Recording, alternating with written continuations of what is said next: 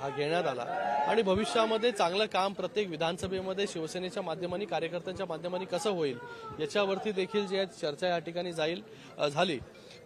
काही ठिकाणी शिवसेनेची ताकद जास्त चांगली आहे, काही ठिकाणी शिवसेनेची ताकद कमी आहे, ती ताकद कशी वाढेल याच्यासाठी देखील जे आहे चर्चा सगळ्या कार्यकर्त्यां पदाधिकाऱ्यांबरोबर जी आहे ती झालेली आहे। सर, या दौऱ्यामध्ये बांगर यांनी शेळ्यांना बाजूला करा आणि वाघांना पुढे आणा तरच पक्ष वाढेल आणि 2029 मध्ये शिवसेनेचे जे नेते आहेत शिंदे साहेब ते मुख्यमंत्री होतील असं देखील म्हटलंय। कसं पाहता तुम्ही यावर? बघा, मला वाटतं सगळीकडे काम जे आहे शिंदे साहेबांच्या नेतृत्वाखाली चालू आहे।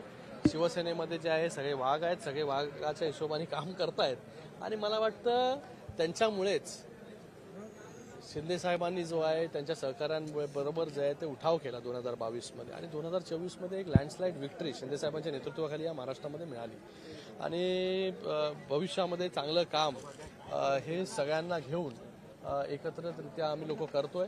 भविष्यामध्ये चांगलं यश जे आहे शिवसेनेला मिळेल। स्थानिक स्वराज्य संस्थांच्या निवडणुका चालू आहेत मराठवाड्यामध्ये जर बघितलं जवळपास 3 सीट आहेत। कशा पद्धतीने शिवसेना जास्तीत जास्त जागा मिळवून घेण्यासाठी प्रयत्न करते का? परभणी असेल, बीड असेल, संभाजीनगर असेल, चांगलं आहे। जिथे जिथे शिवसेना निवडणूक लढेल 100% यश जे आहे ते शिवसेनेला त्या ठिकाणी मिळेल।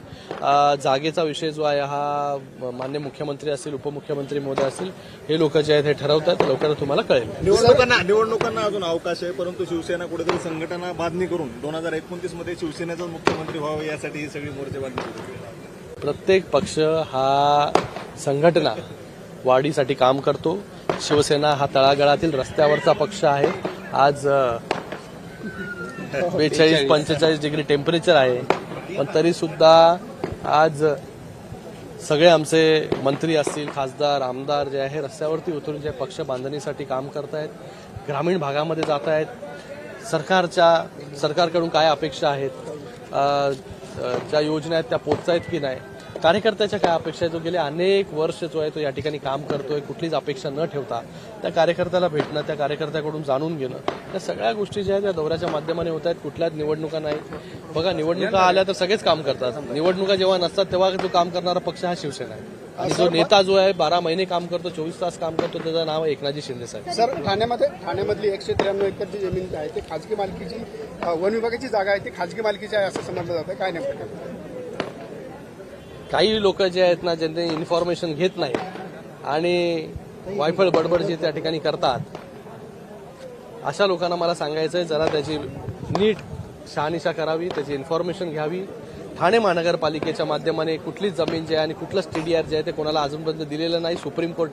हायकोर्टाने सुप्रीम कोर्टाने आदेश दिल्यानंतर देखील सुप्रीम कोर्टामध्ये रिट पिटिशन करण्याचं काम ठाणे महानगरपालिकेमध्ये केलेलं आहे, जेणेकरून कोणावरती अन्याय होणार नाही। वन खात्याची जमीन आहे ती खाजगी मालकाची आहे, त्याच्याकडून म्हणजे हायकोर्टाने ऑर्डर दिली की बाबा TDR द्या, सुप्रीम कोर्टाने ऑर्डर दिली TDR द्या कोणाला, खाजगी मालकाला, पण तरी देखील सर्व शहानिशा करून म्हणजे जी ऑर्डर ठाणे महानगरपालिकेला सुप्रीम कोर्टाने दिले 300 ऑर्डरची, त्याच्यावरती 700 पानाची ऑर्डर जी आहे ही ठाणे महानगरपालिकेने पुन्हा जे आहे ही शहानिशा करण्यासाठी जी आहे ही दिलेली आहे। शेवटचा प्रश्न आहे, बीडमध्ये तुम्ही दौरा करताय, बीडमध्ये अनेक ठिकाणी शिवसेना अतिशय कमकुवत असल्याचं तुम्ही सांगितलं भाषणामध्ये, तर या कार्यकर्त्यांना बळ मिळावं आणि शिवसेना वाढावी यासाठी काही वेगळा मास्टर प्लॅन काही तयार आहे किंवा त्या दिशेने काही पावलं उचलणार? बघा, आज आम्ही या रणरणत्या उन्हामध्ये त्याच्यासाठीच जे आहे हे फिरतोय, आज सगळीकडे जातोय, जेणेकरून आज हा दौरा गेवराई असेल किंवा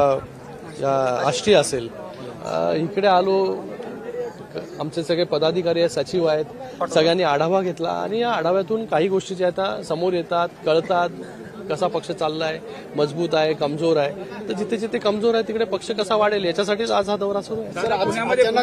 पुण्यामध्ये जर बघितलं तर 14 जणांचा विषारी दारूमुळे मृत्यू झालेला आहे। त्या प्रकरणात संदर्भात काय मागणी करायला?